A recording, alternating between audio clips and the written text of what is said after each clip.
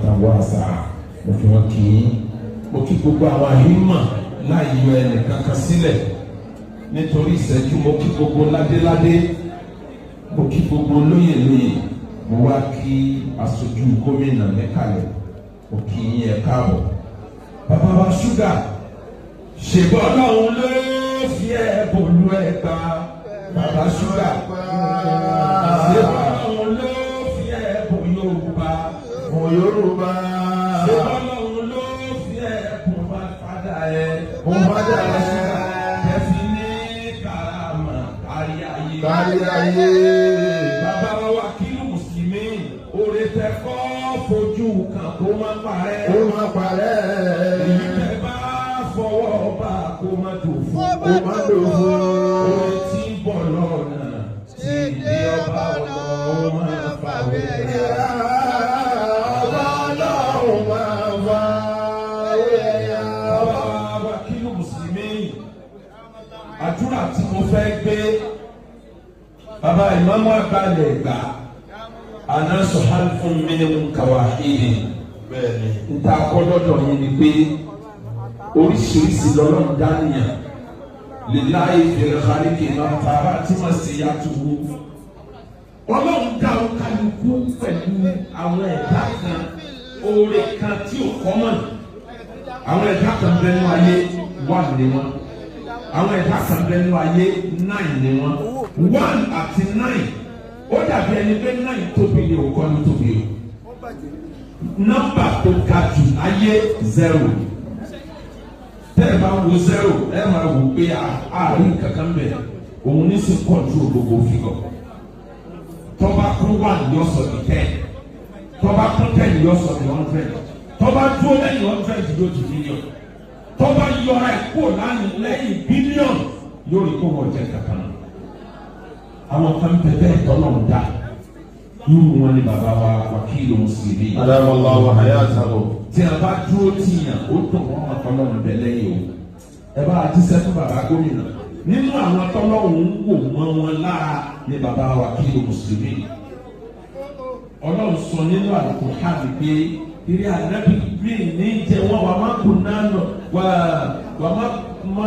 kunna mu'addibin atana wa ata rasuli yẹn kọ́ ni mo fẹ́ lo ètò sọ pé wà á ń tà fún yìí níwọ̀n àgbà tó ń bẹ láàrin wọn tó dúró tì wọ́n lè ní jẹ wọ́n yà ìṣẹ̀lẹ̀ kan ṣẹlẹ̀ láyé Harun Rashid ìṣẹ́jú kan ni wàá fi sọ̀rọ̀ yẹn kẹ́lẹ́ mọ̀ pé àwọn èèyàn kan bẹ láyé tí a bá dúró tiẹ̀ máa dúpẹ́ fọlọ́ ó máa rí yàtọ̀ lọ ayé ẹ̀ níjọ́ ọba ti yọ wọ́n kú lórí kò di 0.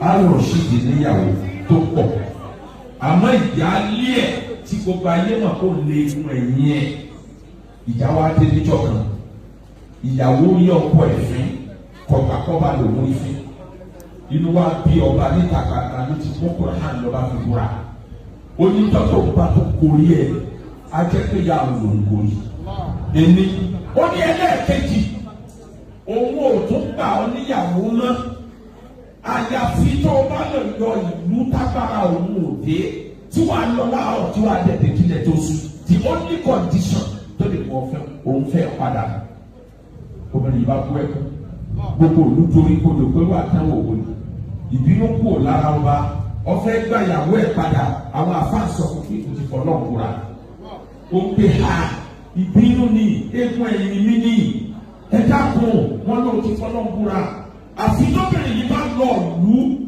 tí ó sì dé lálẹ́ lẹ́yìn rẹ̀ ló wá san kàfàrà pé oníyà rẹ̀ ló borí ọ̀dà kàfàrà àtìyà rẹ̀ ló borí kéré ìlú wo ló wá wà tòsí tí o sí lábẹ́ ìjọba mi èyí tó kéré jù ẹ̀yìn ọjọ́ mẹ́ta ní òtòbí wọ́n wá wà lórí òòlù yìí àfa àtàkàn wá wọ̀ ló ti àlejò kí ló dé wọ́n bá rojọ́ fún ó ní wọ́n bá sẹ́yìn náà ló dorí kodò sí oníbẹ̀ ẹ̀yin obìnrin ẹ máa ṣe dáadáa pẹ̀lú ọkọ yín ẹ máa jẹ́ kí lẹ́yìn ọgbà fọ́kọ yín tó ní ìjọ tọrọ ó fẹ́ yíwọ́. àfáàyè ní solution wà fọ́rọ̀ ẹ wọ́n ní kí ni solution ó ní mọ́sálásí táwọn òyìnbá ló kọ́ wọn lóbìnrin yìí ló kọ́ obìnrin arábìnrin ayaba wọnú mọ́sálásí yẹn náà fi lára ká méjì kò sì jáde wá lọ́ba yẹn lọ́fíìlà aráka méjì lọ́ba jáde ó ní mo ti jáde ọlọ́ba múyàwó ẹ̀ mọ́ra ó ti lọ bí agbára ẹ̀ ò dé ó ní ìlú agbára ẹ̀ ò dé ó ní ìmọ̀ ní masáàjì dání náà ọ̀la pẹ́ ní kúrò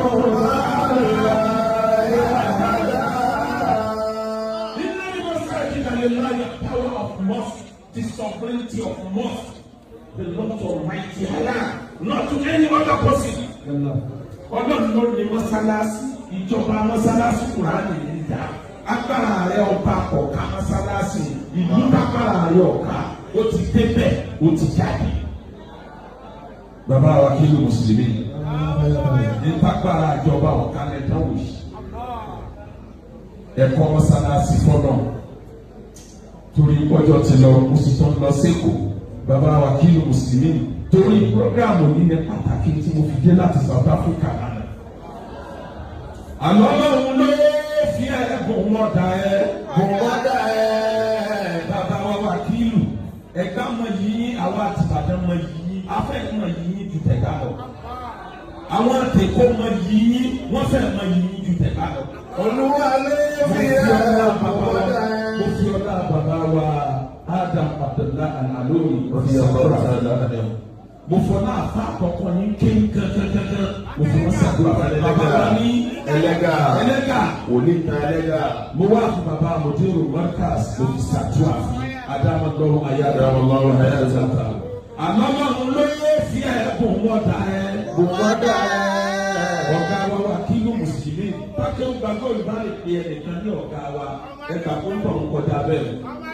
Àlọ́mọ́ ló fi ẹ̀bùn mọ́dà ọ̀gá pẹ̀lú ló ń ṣàdúrà tó fi ní karama kárí ayé wà kí ló Mùsùlùmí àlóore tó kọ́ fojú kan kó má parẹ́ ẹni tó bá fọwọ́ bá kó má dòfo èyí tí ń bọ̀ lọ́nà tí rè ọmọ ọlọ́run máa bá rẹ̀ ọba ọlọ́run máa bá. níparí mo kí bàbá wa Lisanu mo kí ìmáàmù wa ní Ẹ̀gbẹ́ mo kí ọ̀rẹ́ olólùfẹ́ mi ayò mi bàbá wa mufti gbogbo Ogun State mo wá kí gbogbo làmá aláyẹ nìkan rẹ̀ sọ́dún wa nàbí yẹlẹ tó.